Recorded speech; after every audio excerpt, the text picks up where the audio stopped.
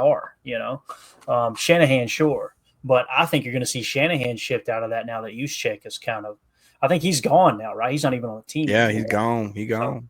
I bet you'll see Shanahan kick back into a little more 12 look and maybe some balanced 2x2s as opposed to putting a bunch of people in the back because Debo's gone as well, So Right. Debo was that guy they like the motion in the backfield. So United Bates says, it is one of the things I love about this chat. Different ages, different life experiences, and still all can talk ball and have a good time, man. I agree, Bates. Sometime when the show, when I'm in here talking, and I'm like, man, I'm so tired of hearing my own damn voice. And I just glance into the chat, and it just makes my day. You guys are unbelievable in there. You never know what you're going to get in the chat, that's for sure. So we got a good group, though, man. I'm telling you, you guys need to hop into the Patreon group. It's awesome people in there. It's really, really cool. You can get connected with everybody in there and chat it up for sure. So let's move on now to the nickel defense for the Packers, as well as the 11 personnel for the Vikings. This is where it gets really interesting. And the first thing I want to talk about here, and listen, I'm not here to slander Aaron Jones' name. You guys know he did a lot for the Green Bay Packers. But can we just take a second and respect Goody and admire the fact that Jones, grading out of the 75.4, was the 19th highest graded running back, while Josh Jacobs was in the 90s at the number 3 graded running back. So that was the right move. I think we would all agree. The other thing I want to really key in on here right off the bat is the thing that I don't understand with the national media is they're talking about J.J. McCarthy just being this absolute stud. And I'm like, what in the hell do we have to go off of? Like, he hasn't started a single game. Guys, he couldn't even practice last year. He was on the IR and wasn't even allowed to practice with them. If I'm understanding correctly, when you're on the injured reserve, you're not allowed on the practice field at all. So this dude did not practice with the team. And all of a sudden he's going to step in year one starter and just take them to another level. Especially after Sam Darnold, I think we would all agree kind of outkicked his coverage last year. Like he played better than he ever has in his career. I think the Vikings looked at that and said, there's a snowball chances in hell, of him going back next year and playing at that same level. So we're kind of paying him for what he just did, knowing that's probably not the player he is consistently. So I want to get your all's take about that. Let's go around the horn with that one time here. We'll start with you, Emilio. J.J. McCarthy, Aaron Jones, Aaron Jones is starting to taper off a little bit. I think we would all agree. Right. Yeah, that's true, man. He's getting up there in age, and like we've said, McCarthy coming into a brand new thing. Obviously, he's going to get reps in the offseason. He's going to get preseason and all that, but he needs to come out and show it. And he has no film, nothing. It's just like Jordan Love. I think he's going to go through some ups and downs. And I think that him not being able to practice a lot last year also kind of hindered him. Like at least when Jordan was sitting, he was still getting reps, still being able to do twos and stuff like that. With JJ just being out, that's going to be tough. So, you're going to be coming into it going uphill. Absolutely. I think by midseason, near the end of the season, right, he might get his feet under him, but he will also wasn't asked to throw a lot in college either, right? So it's going to be a little bit of a different game for him. And how many times are you going to turn around and hand it to Aaron Jones? Yeah, Ron Samble in the chat says, I saw a quarterback rating that had McCarthy ahead of Jordan, had him number 12 and Jordan number 13. Jake, those are your people out there in Minnesota, buddy. What the hell's going on? No. Those ain't my people. You got hold to the wrong stuff. Got name my mouth. What I think, honestly, when I look at this on paper, is the Vikings need to believe that J.J. McCarthy is the guy, because honestly, look at this team. All they're missing is a quarterback. Yeah. I mean, quite literally, this offensive line, barring the fact that Donovan Jackson is a rookie, we have no stats on him at left guard. Otherwise, you got Darisaw in the 80s. The Kelly, they just got Ryan Kelly, 67. That's great for a center. Will Fries is at an 86. That's almost elite. O'Neal, almost elite. Hawkinson's awesome. Addison's awesome. Justin Jefferson, maybe the best wide receiver in the league. Got Naylor, whatever. Naylor, I hardly knew her. Jones back there splitting time with Jordan Mason. And all you need is a decent quarterback, dare I say, a Sam Darnold, to walk into this offense. And this offense is immediately a top 3, top 5 offense. The problem is they don't have that. They have J.J. McCarthy, like Emilio so cleverly took my talking point. This guy was basically a turnaround handed off guy at Michigan. They didn't ask him to do much more than a first and or a third and like 4. Get me like a 5-yard pass play. Okay, we'll do that. I've heard whisperings, little birdies telling me secrets, if you will. Breaking news here? Hold Not up a breaking, minute. but You got breaking news, Jacob? All right, yeah, it's breaking. Here, heard it from a fan right here. I thank you, Tim. People are not exactly seeing this guy, even in the underwear Olympics, the 7-on-7s. He's thrown up ducks and thrown up picks every single practice so far, to the point where even Bad Luck Paul, you know, my good friend, who, even though I like him, he's a Viking fan, so obviously he lived under power lines or ate paint chips as a kid. Here's a guy. He's not comfortable. He definitely would not put. I guarantee he would not rank JJ McCarthy ahead of Jordan Love. That's for sure. So I think realistic and actual Viking fans that are sober minded and sober physically, doesn't happen often. I think they're actually being honest, and they're saying, hey, we don't have our Jordan Love to our Aaron Rodgers yet. We don't have anything among the sorts. So it could be a brilliant, a glorious year to watch the Vikings fandom absolutely melt down like a popsicle in the microwave. You know what I mean? That melts pretty quick, Tim. You know what I'm saying? Hey, I'll tell you this. You can have the best receiver core on earth. If nobody's getting on the ball, you're in trouble. And even with a great, a great defense or a decent defense, if you can't put points on the board, you're going to be in trouble. So I think it's absolutely insane to rank any quarterback who's never played a snap in the NFL higher than a quarterback that's crazy. Got a couple years of service. So, and it's, to Jacob's point, I mean, it's true. I mean, we saw Jordan have a pretty good first year as a starter, and then, had some ups and downs last year, right? Injuries, got banged up, but he had the luxury of playing behind Aaron Rodgers for a couple of years and being in a system. Like, it's no secret how we do things here in Green Bay. JJ McCarthy has not had that opportunity presented to him. So you're talking about a guy who's going to be a first-year starter. I think he's probably got the most pressure on him of any quarterback going into the league this year. I mean, I think it's up for debate. Aaron Rodgers. I don't think so. This is his swan song, right? Last year for good old Aaron. I don't think Aaron's feeling any pressure whatsoever. I think JJ McCarthy, a young, unproven, number 1 pick. Correct me if I'm wrong. Was he first overall, or was he just a first round pick? First round. First round pick. Okay, so first round pick, lost his rookie year. The team contended last year, made the playoffs, had a great regular season, yada, yada, yada. Well, that quarterback's gone. Here you go, kid. Here's the keys. Don't screw up. Don't crash the car. I think that's a lot of pressure for a young guy, especially a young guy who, like you guys accurately pointed out, didn't throw the football a ton, at the University of Michigan. So I don't see a year off, making him better as a quarterback, and the inexperience is going to play a role. I will say this though, Kevin O'Connell knows what the hell he's doing. So we can't take anything for granted here against Minnesota, but it's going to be an uphill battle for a guy like McCarthy, I think. Yeah. Go Pack Go all day. He says Vikings should have signed Darnold or Aaron Rodgers. What's crazy is it got kind of swept under the rug this last week. News came out that Aaron Rodgers, they actually asked him. He said it was never on the table for him to play for the Vikings. He would never play for the Vikings. The quote was, I would have retired before I played for Minnesota. Yeah. And then earlier in the offseason, obviously still talking crap about the Bears. Like, I don't understand why that portion – I know why that portion of the Packers fan base doesn't like Aaron, but we won't go there. It's just that dude, he could have tried to stick it to the Packers. Like, Jordan gives him so much credit for molding him into the quarterback he is and helping him every step of the way. Matt LaFleur gives him all the credit of helping his transition when he came to Green Bay, right? And then when it was time to walk away, he didn't raise a bunch of stink, Goody made his decision. Whether Aaron made the decision or Goody made the decision, they parted ways. We got a little draft compensation. He sold off. Hey, thank y'all. Appreciate everything you did for me. Appreciate what you did for us.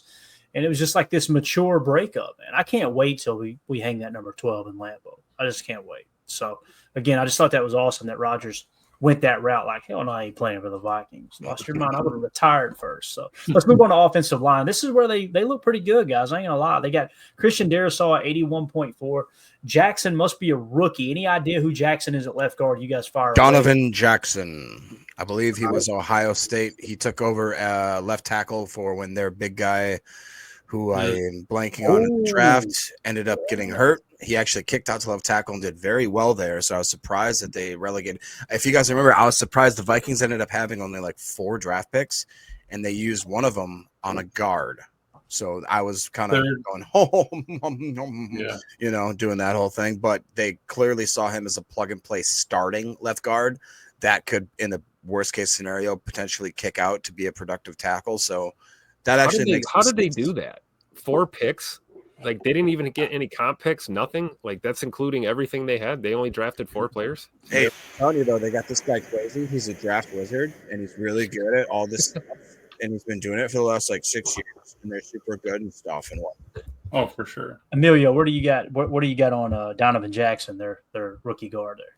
I just was going to pull up the old board that we had. We had him 3rd, right, on the interior lineman, just behind Gray Zabel and Booker. And you're talking about Josh Simmons, Jacob. That was that guy there, and then went over there. But yeah, no, he really did. He played well, being asked to move over to that left tackle spot midseason, and handled it all the way through.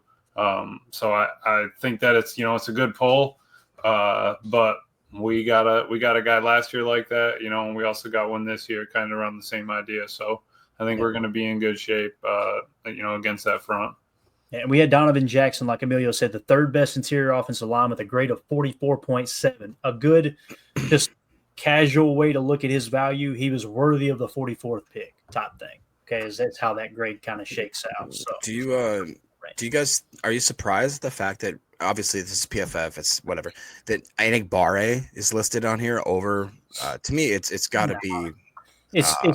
It's just them. They can't get their head out of their ass. They do so many things so well at PFF, and then it comes to this stuff like this, and they just mill it in. I don't know if they just let the system handle it, AI handle it, or whatever. Hey, let's just trigger this stuff. It just makes no sense. It makes none. Like there was times last year where Edgerrin Cooper was starting every game, and they wouldn't put him in the starting lineup. I'm going like they had McDuffie listed every week, and I don't mean to sound like an a-hole here, but it's just like I have zero tolerance for laziness, and it just seems really lazy to put. It's got to be Van Ness, right? Oh yeah, absolutely. It's Van Ness. Yeah, it's Van Ness, and then it's probably, to be honest with you, I think Brenton Cox Jr. outsnapped Enagbare there by the end of the year. So again, it's just that's a little frustrating. Like that, like they're going to start Enagbare over their former 1st round pick who finished the year with damn near a 12% pressure rate. It's just anyway. So their offensive line from left to right: Christian Darrisaw 81, Jackson a rookie, Kelly at center 67, not horrible, right? 11th highest graded center according to PFF. Then they bring in Freeze, who had an incomplete grade, but albeit in the 80s. And someone had pointed out, I believe he was coming off pretty major injury last year. I wish I had marked it, but someone in the chat had mentioned Freeze. I think it's either Fries or Freeze. I've heard it said both. I think it's Fries, but who knows? Fries. But anyway, they were talking about, I think he had a broken leg or something last year in October, I believe it was. I wanted to give credit to whoever mentioned that in the chat. But nonetheless, he'll be starting at right guard. And then, of course, O'Neal at right tackle. They got one of the best tackle tandems in the league. So it's going to be hard to get pressure on that rookie quarterback. However, put it in his lap. Put that pressure in his lap. Make him beat you through the air, because like you pointed out, Jacob, all they did was turn around and hand the ball off at Michigan when he was there. So I like our chances there. Now, against our defensive front, from right to left, from the defensive perspective, again, this is how they've got it listed out, which isn't even accurate anyway. Rashawn Gary, 73, Kenny Clark, 60, Devontae Wyatt, 66, and then, of course, they got Enagbare there to 56. LVN graded out in the 50s as well, but again, I think those grades are a little bit skewed there. I think he had a much better season than that PFF grade would suggest. So when you look at the tight end position, they've got Hawkinson, one of the better tight ends in the league, at a 74. That was the 8th highest graded tight end in the league. When you go to stack backer for us, people that are going to be kind of matching up with Hawk, at least on those spot plays, things over the middle. Edgerrin Cooper, 85, the 5th highest graded linebacker in the league. Clap it up for him. And then, of course, Quay Walker, 57, coming in the 64 spot amongst other stacked backers. So that's kind of how that shakes out. You think Aaron Jones 75, Hawkinson 74. You got Edger and Cooper at an 85, and Quay Walker at that 57. So I feel good about this matchup against the Vikings. It's going to be hard to get pressure off the edge with their tackles, I feel like, but you got to manufacture that pressure in the middle. I think it's where you get into some run stunting, some run blitzing with Edger and Cooper and Quay Walker and kind of plug those middle gaps. If Aaron Jones takes another step back this year, I think they could be in trouble. And I don't know who their backup running back is. It seems like they usually got a pretty good stable. Jordan Mason. Yeah. Now, he was awesome in San Francisco that one year, right? What did he grade out last year? Do you have any idea what he graded out, Jacob, by chance? I don't know the grade off the top of my head, but he is a baller. They definitely are going to split time with him and Aaron Jones. And he's obviously fantasy's not everything, but they're projecting that they're going to be one of those split time people. He's supposedly healthy in OTAs. 72-7. Yeah. 26th highest graded running back in the league last year. So that's a pretty good tandem there. But again, it's not like we seen with Detroit breaking them down last night, right? So I'm not too overly concerned about that. Moving also, on. you mentioned Aaron Jones. It's not just the running game that could be a security blanket for an inexperienced quarterback like McCarthy. We know Jonesy catches the ball on the swing pass, screens, leaks, things like that too. So, if they lose him for any extended period of time, or he continues, to get older, I guess, like we all do, right? I could see that being an issue for a young quarterback there. Yeah, Jones coming back on a 2-year, $20 million. Mason there on a 2-year, $12 million, and they signed Fries to a 5-year, $88 million. That's a lot of money. How old is he, Emilio? Does it show you Fries? Because I feel like they got a lot older this year in free agency. I could be wrong there. Quick on him, real quick. He is 27. Okay, so so he's still got some of his best football ahead of him.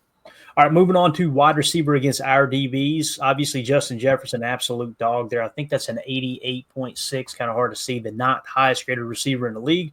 And, of course, Jordan Addison, a 72.9, the 42nd highest graded receiver in the league. They got Jordan, or not Jordan, what's Naylor's first name? I'm trying to think. Jordan Naylor.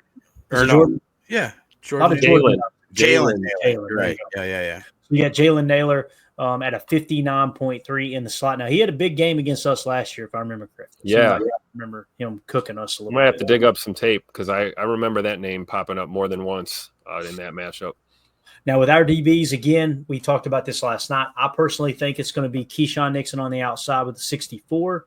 I think it'll be Nate Hobbs in the slot. He's grading out a 61 as a corner, but he's played some of his best football throughout his young career in the slot. I think he'll be in the slot, and I think it'll be Carrington Valentine on the outside with Javon Bullard kind of in the bullpen, no pun intended, and rotating in and out safety if for some reason safety room gets a little banged up there. So they've got the advantage, receiver against DB. I feel comfortable saying that. I'm not going to BS anybody. They got one of the best wide receiver tandems in the league. But again, it all comes back to that quarterback, man. Can the rookie quarterback get the best out of those guys? Because I'm telling you, can the coach get the best out of the rookie quarterback too? Right. And, when you ask that question, Amelia, I think he probably will get more out of J.J. McCarthy than I'm trying to think of Coach Harbaugh did at Michigan. Yeah. Just because KOC is a hell of a coach, man. He's a quarterback coach too. But if McCarthy struggles, you're going to see those receivers struggle, And I'm telling you, man, Justin Jefferson, a little bit longer in the tooth now, right? He's getting a little bit older. And I'm not saying he's over the hill by no stretch of the imagination, but you get to a certain point in your career and they bring in a rookie quarterback. If that rookie quarterback starts to struggle, don't be surprised if Justin Jefferson starts getting frustrated. You know what I mean? Yeah.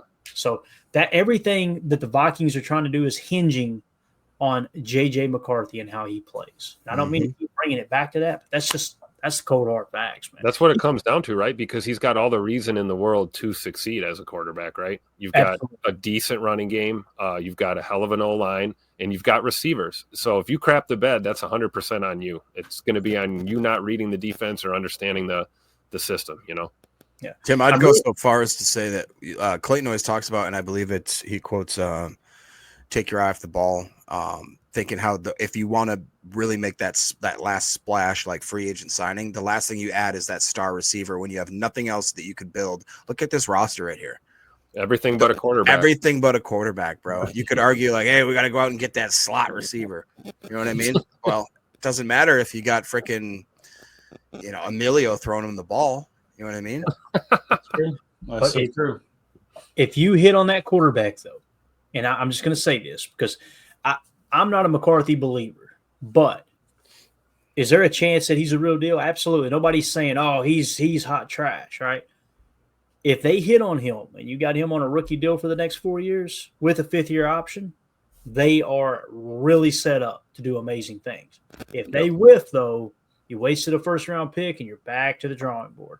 And what's going to end up happening is some of these older players contracts are going to come due. Now you're going to be missing a tackle here, missing a player there, and things are going to get really, really interesting. So one thing I will say, I'm excited to see on a 3rd and 8 if J.J. McCarthy can read out a cover 6, the difference between a cover 6 and a cover 9, or us doing a little double A gap mug and having the athleticism at the mock backer position to drop into a Tampa 2. And I just love the idea of Xavier McKinney floating around that secondary while they got a rookie quarterback back there trying to avoid pressure in the middle with Devontae White. And now what should be a healthy Kenny Clark. Getting a lot more pressure on the quarterback. See, the thing is that going into the draft and all throughout the draft process, they always said, well, the hidden talent of J.J. McCarthy is you just don't get to see what he can do. The guy's got a cannon. He's got all the attributes. He's got even some of the athletic traits that you just won't see, but he just didn't get to use them. So we're supposed to believe that through 3-4 years of college or whatever, that whole experience, and now going into the NFL with a year where he's hurt, he's able to dust it off and just start using it in the NFL at the NFL level. To me, that doesn't make sense logically. So it is crazy that I was very surprised. Were you guys surprised that Mr. Brilliant Kwesi Afono or whatever his name is had no option? You ended the season with like 4 possible starting quarterbacks. You had Danny Dimes, you had Sam Darnold, you had JJ. You also had like another guy that was a seasoned vet that could possibly, I think Jared Stidham or something like that. And now you've got JJ. Yeah. Are you surprised with that? Do you see any snowball's chance in hell that a guy like Kirk Cousins gets a call, or that something like that? Man, if the wheels really fell off, maybe. You never know. That would be crazy. I don't think either side burned that bridge, to be honest with you, Jacob. But yeah, it's very interesting. I'm glad you brought that up because I think that could potentially be on the table. You'd like to make that decision before you break training camp. Maybe they get a couple weeks into training camp and go, oh, crap, we made a mistake, right? Or they could go into a couple weeks into training camp and be like, all right, boys, we got the franchise here. Everything's on the table at this point. So let's move on to their 12 personnel versus our 12 or our base defense here. Okay, so obviously the only thing that changes is they bring in their backup tight end, which is Oliver, a 74.3. He was the 9th highest graded tight end. So KOC has really got those tight ends playing pretty well there, according to PFF. And then, of course, we bring in our extra stack backer. Now, they got McDuffie listed at a 55.3.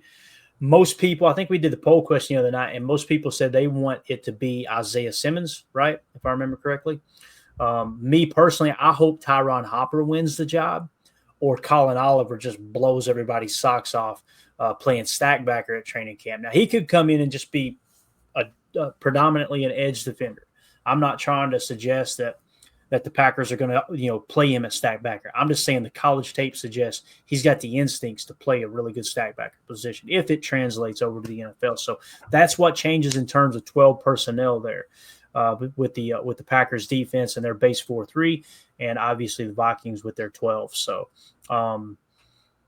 parting thoughts on the Packers-Vikings matchup there, guys. Is there any team statistics you guys want to see? I'm going to pull up real quick, not on the screen, but just for a quick reference, the turnovers. But let's go around the horn one time here. Anything we maybe didn't cover or something that you want to add on here? I'll just say quick that I don't think that it's fair to be able to pull up any offensive stat and compare it, because just simply the fact that Sam Darnold's gone, J.J. McCarthy's here, and he's an untested, unproven NFL quarterback. So, the NFL is all about projections and stats and this and that and over-unders. But I don't think you can project the guy coming in and winning a certain amount of games, which it just seems like you listen to the NFL overall, and specifically the Vikings fan base, and they're like, oh, JJ can at least win us 8 games. Like, how do you know that? You don't know that. There is nothing on tape or on paper anywhere that shows that you have any way to believe that other than the fact that that's what you want to believe, you choose to believe.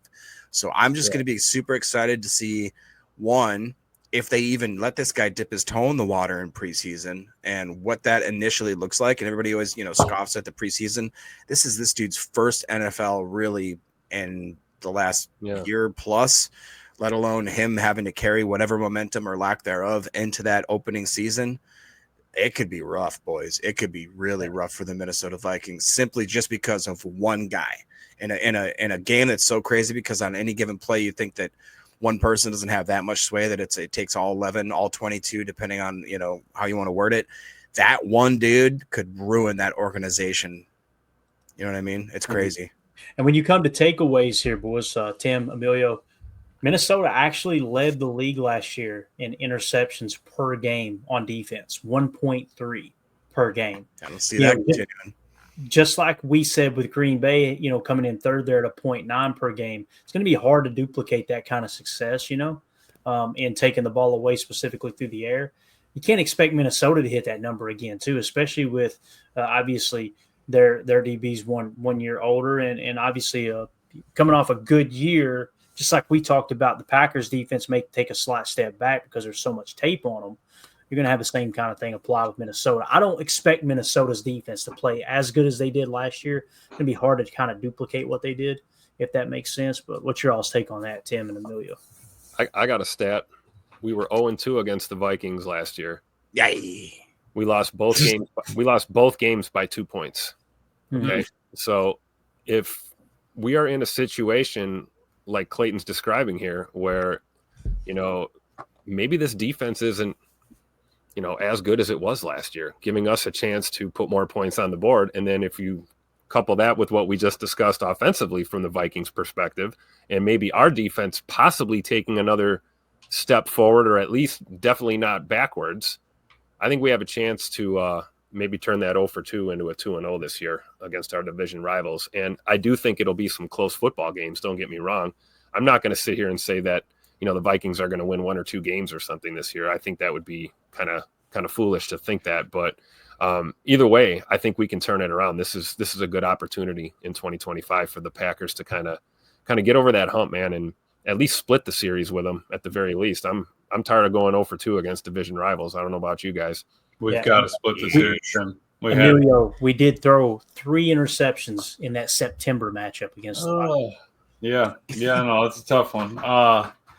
But their DB room's going to be looking a little different, right? They brought in Jeff Okudah and Isaiah Rodgers, so they are bringing in some outside talent. And like you were saying, Clay, I don't know if they're going to be able to recreate that completely, but the offense, I think, could be their defense's hindrance. You know what I mean? If they're off the field in 3 plays, or if they're 3 and outs half the time, that's going to take a lot out of this defense. And it's not like they're a young defense that are, spry, running around and all that. They do have some age back there.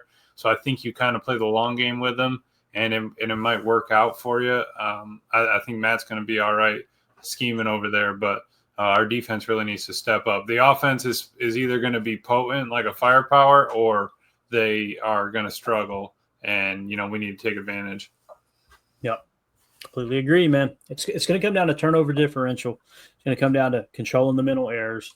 And I like our chances, man. I think Jordan Love is going to play much better this year. And even with that being said, I feel like he was the 12th, maybe 13th best quarterback in the league last year. If he improves to 7th or 8th this year, being fully healthy, protect the football, and let someone like J.J. McCarthy, a young quarterback, make the mistakes instead of him, I think you'd come out on top on both these games. I wouldn't be surprised if the Packers sweep them. I would probably put it at a push. We win 1, they win 1. Yeah, I'd be happy. Yeah, I think there's a decent chance, a better chance that we sweep the Bears this year, but it'll probably be a push as well. And the Lions are the tough one, right? I could see the Lions beating us both games. Hope it don't happen, but I could also see the Packers pulling one of those out. If you're going to take the North, man, you got to come out and smack these teams in the mouth. And we're going to find out a lot about the Packers week 1. We really are.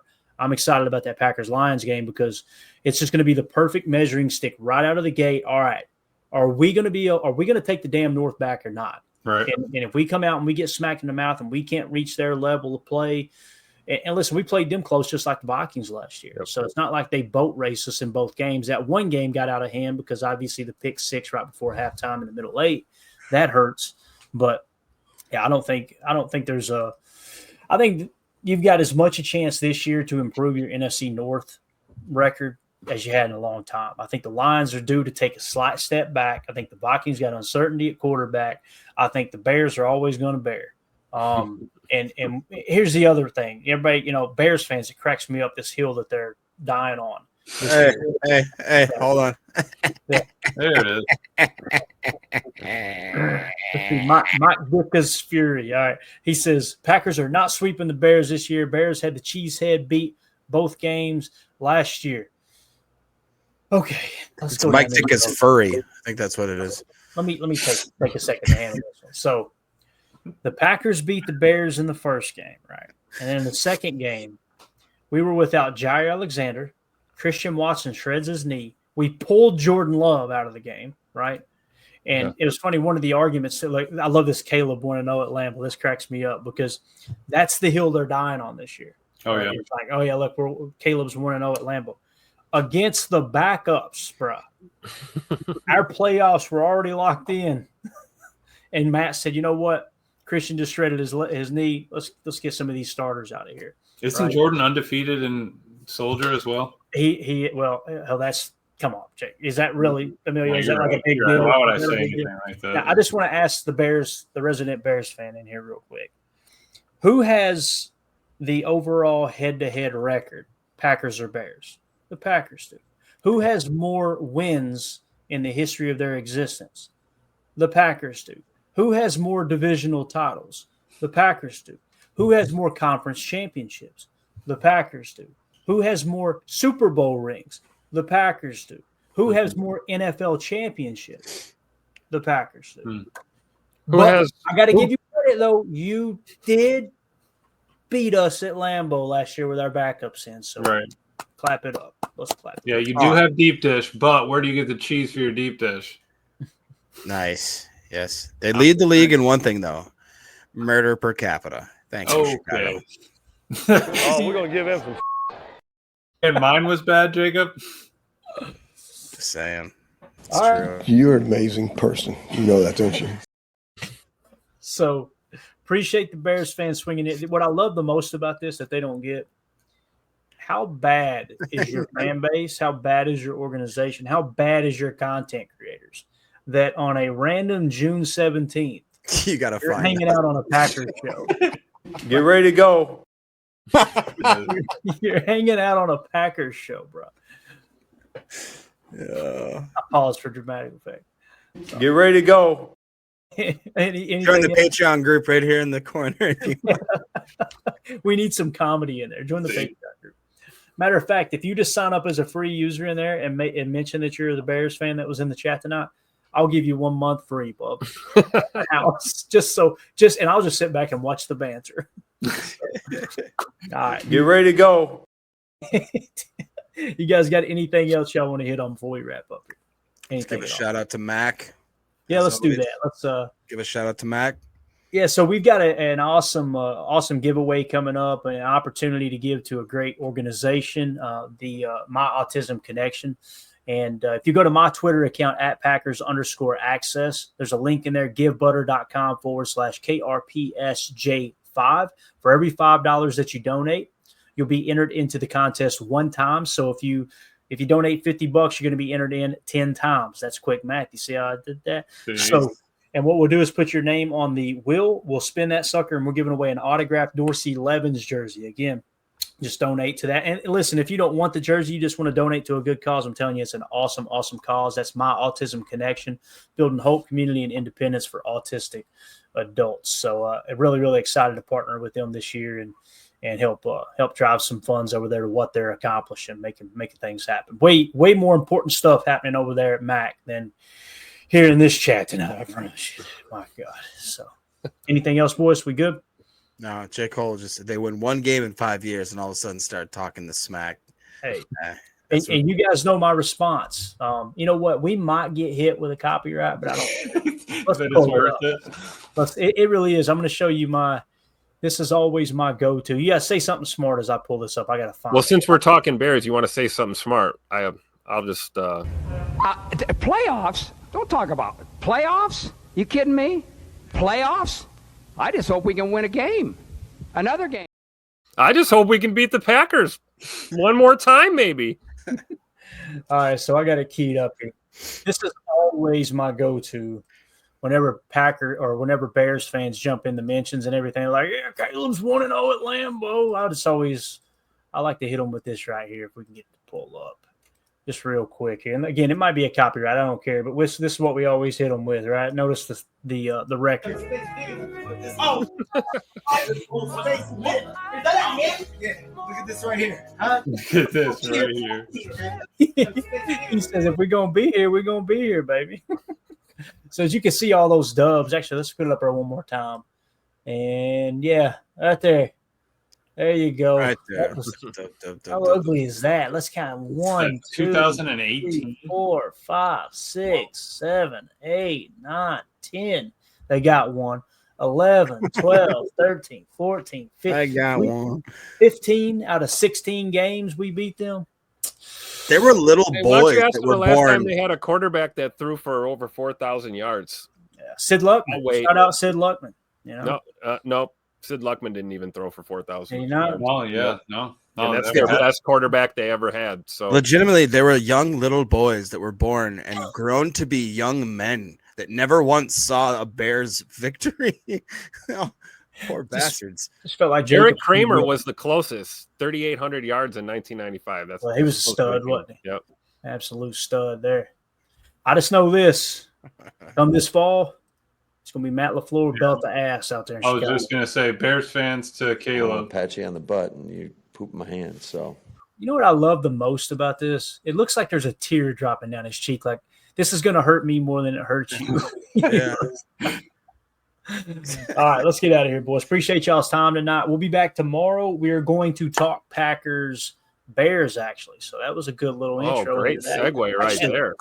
Yeah. Actually, let me correct this. There may not be a show tomorrow night. There'll definitely be one. The next show we do will be the Packers Bears preview. Tomorrow is 3 years since the passing of my father-in-law. So we like to go over to the military cemetery and pay our respects and go grab dinner. So if I can get home in time, we'll do a show. But if not, please forgive me. We'll be out there, kind of a little tradition there. So anyway, we'll be back for the Packers Bears breakdown. Emilio, it was good to see you, but I'm glad you're still glad to be back. Glad you're still evading. You know what I mean? Making it happen. Tom didn't get him yet. Yeah. I hear you. Straw hat still works as cover.